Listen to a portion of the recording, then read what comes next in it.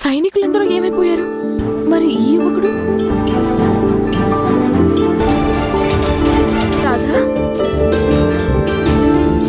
నా తల్లి, నువ్వు బాగానే ఉన్నావు కదా? ఈ యువకుడికి కృతజ్ఞతలు చెప్పాలి. సమయానికొచ్చి నిన్ను కాపాడాడు. నన్ను రక్షించాడా? అది కూడా ఇతను? సరే, అవన్నీ వదిలే. ఈ సమయంలో నీ మనసులో క్రోధం, భయం మాత్రమే ఉన్నాయి. భయభ్రాంతులకు గురైనట్టుగా ఉన్నావు. కంసుడి సైనికులు వెంటపడితే ఎవరైనా భయభ్రాంతులకు గురవాల్సిందే, అవునా?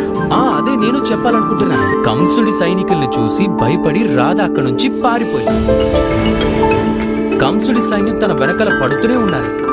రాధ అలా పరిగెడుతూనే ఉంది. రాధ కళ్ళు తిరగడం మొదలయ్యాయి. రాధ మూర్ఛకిలోనే కింద పడిపోయింది. అదే సమయంలో నేను అక్కడికి వెళ్లి రాధకి సహాయం చేసి తనని కాపాడాను. అబద్ధం, అంత అబద్ధం. కళ్ళు తిరిగి మూర్ఛతో పడిపోయాక ఏం జరిగిందో తనకి ఎలా గుర్తుంటుంది? నేనేమీ కళ్ళు తిరిగి పడిపోలేదు. నాకంతా గుర్తుంది. అకస్మాత్తుగా సైనికులు మమ్మల్ని చుట్టుముట్టారు.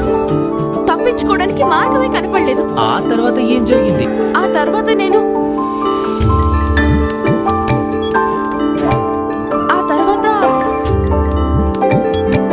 చెప్పాను కదా, నువ్వు చెప్పలేవని. రాధ భయభ్రాంతులకు లోనైందిగా, బహుశా అందుకే అలా అంటుందేమో. పుత్ర, నిన్ను నిలబెట్టి ఎన్నో ప్రశ్నలు అడిగాం, కానీ నువ్వెవరో మాత్రం అడగలేదు. ఎవరు బాబు నువ్వు? నా కారణంగా నందుడు యశోదాల గారాల పుత్రుణ్ణి. కృష్ణ కృష్ణ కృష్ణ కృష్ణ కృష్ణ.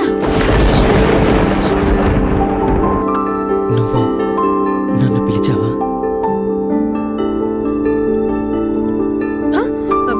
నేనే పిలవలేదే.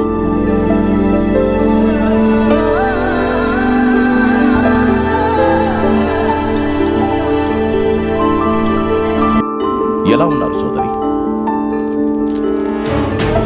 నేను బాలుణ్ణి కనిపెట్టాను. నీ 8వ సంతానాన్ని. గోకులంలో ఉన్నాడు. నందుడు యశోదల పుత్రుడిగా జీవిస్తున్నాడు కదా వసుదేవా? ఇక నా హస్తాలతోనే తనని చంపేస్తాను. ఈసారి వచ్చినప్పుడు నీకు చేతనైతే గనక నా పుత్రుడి మరణ వార్త తీసుకురా.